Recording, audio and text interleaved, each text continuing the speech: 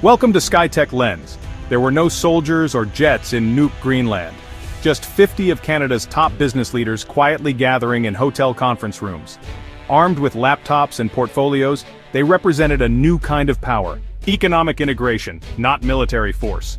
These were the architects of industry, tasked with forging a generational partnership with Greenland to bring its vast resources under Canadian stewardship. While the world watched louder crises, these executives laid the groundwork for a strategic shift in the Arctic, without a single shot fired. Their approach was patient and precise, built on understanding Greenland's needs and aspirations for sovereignty. Instead of demands, they offered joint ventures, profit sharing, and commitments to sustainable development, schools, local jobs, and environmental protection. In an era of loud politics, Canada's subtlety stood out. The team operated with military discipline. Mining experts discussed extraction, finance specialists mapped revenue, and logistics planners envisioned new ports connecting Greenland to global markets. This was Canada's Arctic coup, a quiet invasion of capital and contracts. Their mission, to succeed where brute force had failed, and to redefine the region's future. The world wouldn't notice until it was too late. The future of the Arctic was being redrawn, spreadsheet by spreadsheet. As Canada advanced in the Arctic, the United States was consumed by domestic chaos, partisan battles, scandals, and endless distractions. Washington's focus on internal drama left a blind spot in its global awareness, especially in the Arctic. American leaders assumed their dominance was unshakable and that Canada would always follow their lead, a grave miscalculation. While U.S. intelligence watched other regions, Canadian diplomats quietly secured deals that would shift Arctic power. Canada's strategy was economic statecraft, not confrontation, offering Greenland stability, respect, and a partnership the U.S. couldn't match. The American media, obsessed with sensationalism, ignored the Arctic's changing dynamics. By the time Washington realized what had happened, Canada had already rewritten the rules. The U.S. was looking the wrong way, missing the quiet revolution next door. Canada's subtlety became its greatest asset. The Arctic's future was decided while America was distracted. The world's loudest power had been outmaneuvered by its quietest neighbor. The Arctic is a treasure chest, its value soaring as melting ice reveals rare earth metals, new shipping routes, and vast fossil fuel reserves. Rare earths, vital for technology and defense, are now accessible, making control over these resources a matter of national security. Melting ice opens the Northwest Passage and Northern Sea Route, promising to revolutionize global trade. Whoever controls these routes and resources holds immense economic and strategic leverage. The Arctic's oil and gas reserves remain a powerful lure, even as the world shifts to renewables. Canada's plan became the gatekeeper by partnering with Greenland, home to some of the region's richest deposits. This wasn't about hoarding wealth, but managing its flow and setting the terms for the world. Canada positioned itself as the indispensable partner for any nation seeking access to the North.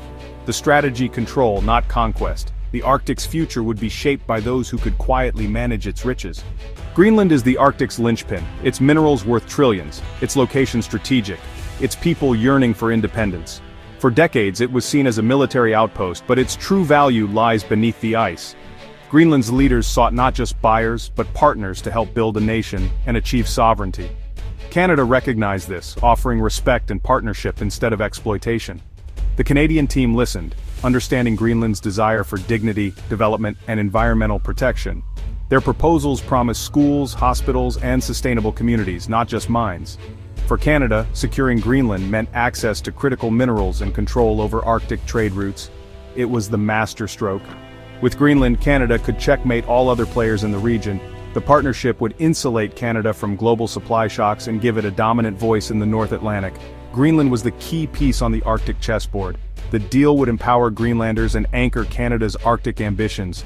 The future of the North hinged on this alliance. The linchpin was finally in place. The difference between American and Canadian approaches was stark, embodied by Donald Trump and Mark Carney.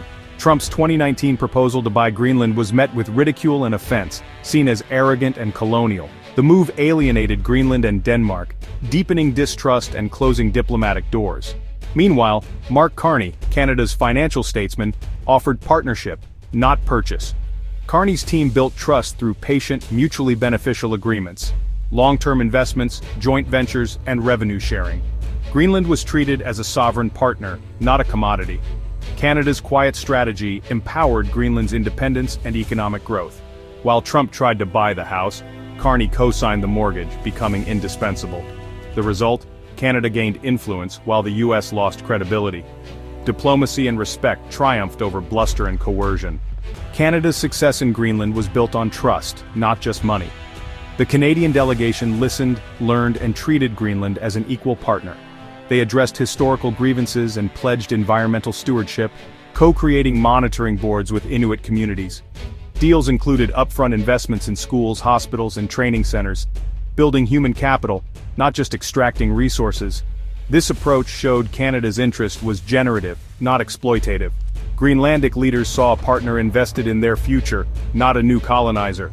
The US offered ownership, Canada offered partnership. Respect, not coercion, won Greenland's allegiance and set the stage for a new Arctic order. The Carney contracts redefined Arctic development, comprehensive pacts, not just mining licenses. At their core, progressive profit sharing, making Greenland an equity partner, not a passive landlord. A Greenlandic future fund, modeled on Norway's, ensured resource wealth would build a sustainable, independent economy. Canadian firms were legally bound to invest in local infrastructure and workforce training. Technical schools and vocational programs created skilled jobs for Greenlanders, turning extraction into empowerment. The contracts gave Greenland the means to break free from Danish subsidies and pursue full sovereignty.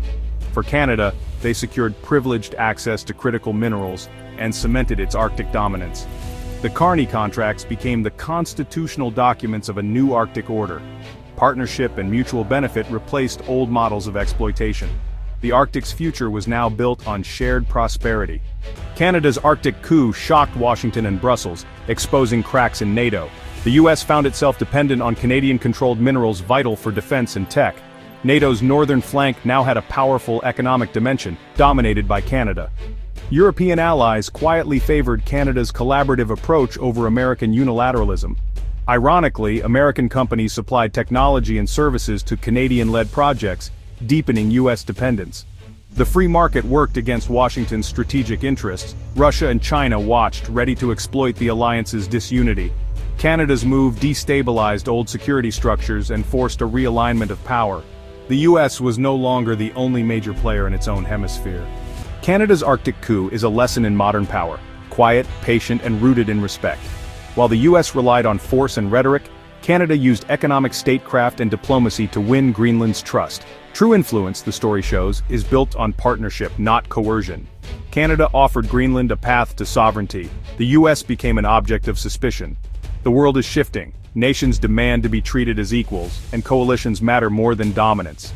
Canada's model, financial acumen, legal expertise, and genuine partnership offers a blueprint for middle powers. The lesson: arrogance is a liability, respect is an asset. The most enduring victories are built on shared destiny, not conquest.